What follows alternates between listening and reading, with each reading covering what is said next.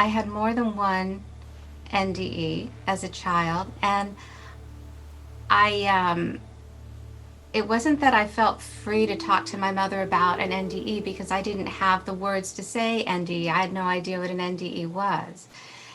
I just knew that I was having this experience of this other world.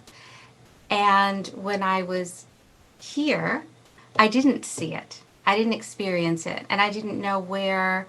I'm calling this being my friend, who would come get me during these times, and it seemed that I had a free state of mind to go there and back. I wasn't taught not to, and and there's something to say about being a child and having the curiosity and having the openness, especially if it's not scary. And for me, it wasn't scary at that age. And when I say at that age, I'm talking about 3 and 4 and 5 years old. And so this being who would appear to me as my age, maybe a little older, um, and my impression was that he appeared to me like that to not scare me and to make me feel loved and to make me feel wanted and to make me feel very welcomed in the world.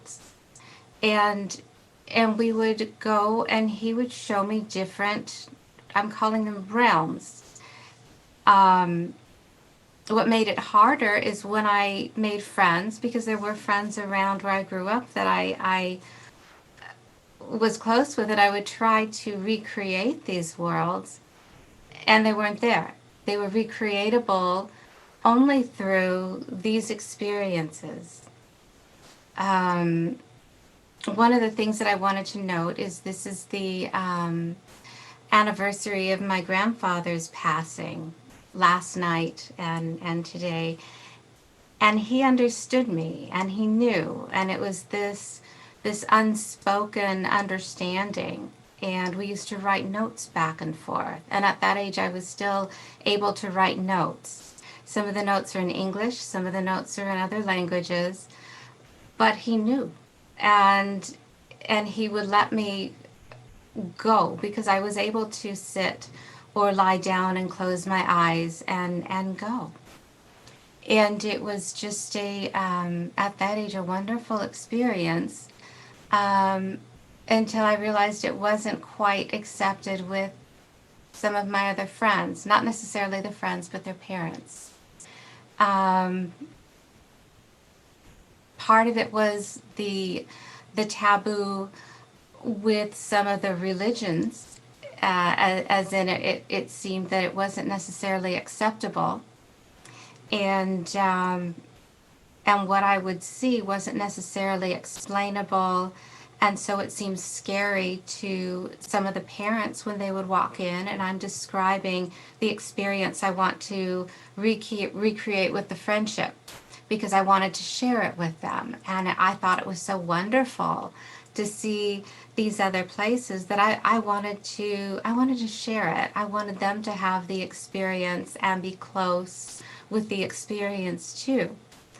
And as I got older, um, that resulted in my mom picking me up from the friend's house because the parent would deem it unacceptable to have that. They were concerned about either what was going on or if I was bringing, as they called it. One parent actually referred to it as demonizing, and so it was upsetting. I wasn't brought up with that word, so I didn't have a reference for it, and I'm very thankful and grateful for that because it didn't feel like an evil presence. It felt very beautiful, but it also at that point started making me feel like an outcast, and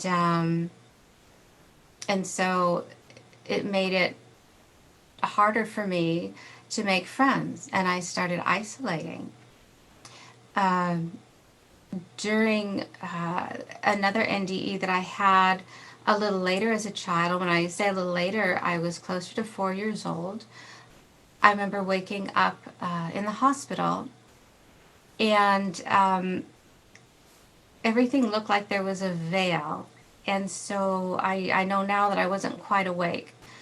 But there were two beings that took me on a journey. And one of them I thought was another mother, like a second mother.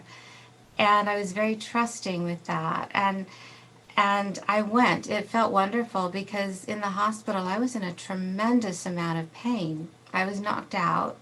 Um, and I had received a lot of blows and to the body, and so I was in a significant amount of pain, and I remember that.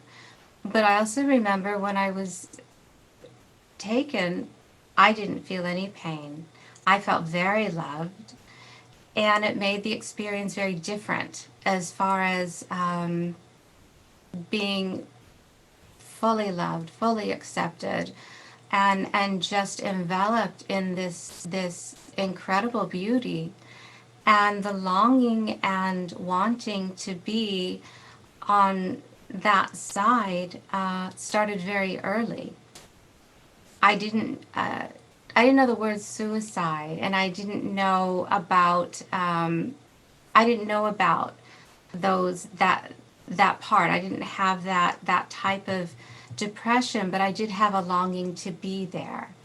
And it kind of set a stage for me wanting to be there all the time, which wasn't possible because there were other things I had to do. I was starting preschool and then elementary school. There were family events, and I was supposed to make friends. I was supposed to make friends here on Earth, on this planet.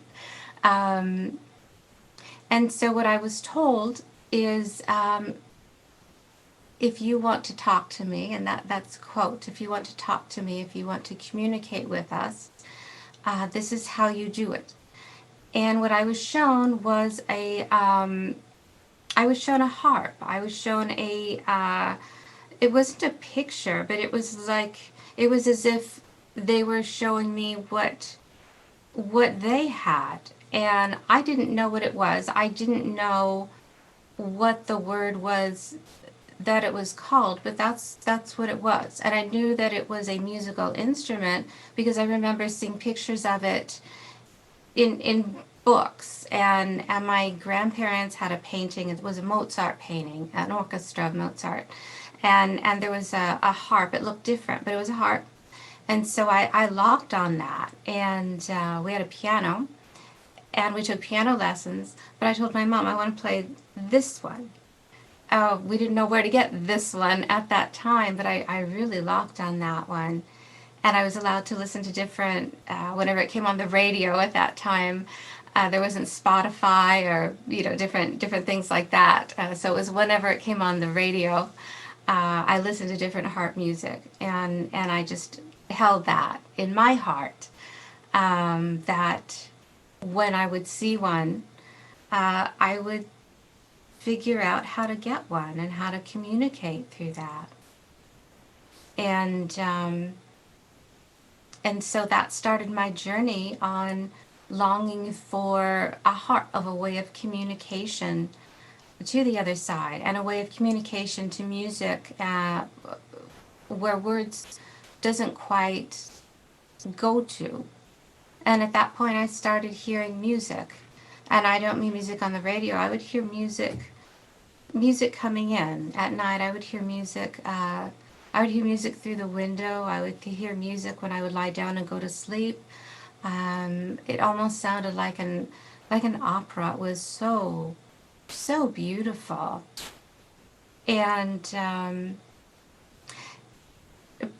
parents and adults don't always want to hear a child, or even maybe another adult, say that they're hearing something.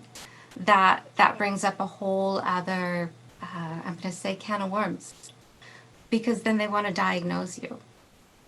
And not necessarily a parent, but if you tell a doctor, that's when they want to start diagnosing, and it makes it even more difficult for a child to navigate through what a spiritual experience is coming about, and it stifles that, and it makes it very, very difficult. And then you're having to distinguish between what doctors or other people may be imposing on you, and what your spiritual experience is happening. And my goodness, what could that be like if nobody imposed their opinion and you were allowed to explore what was happening, what worlds could open up to you, um, if you were just allowed to be. And it isn't to say that there aren't diagnoses, because perhaps there are, and we know there are. We've studied the brain. Doctors have studied the brain, and they've seen that there are many different things that happen with the brain, but there's many different things that they don't know about the brain that happen, and this is one of them.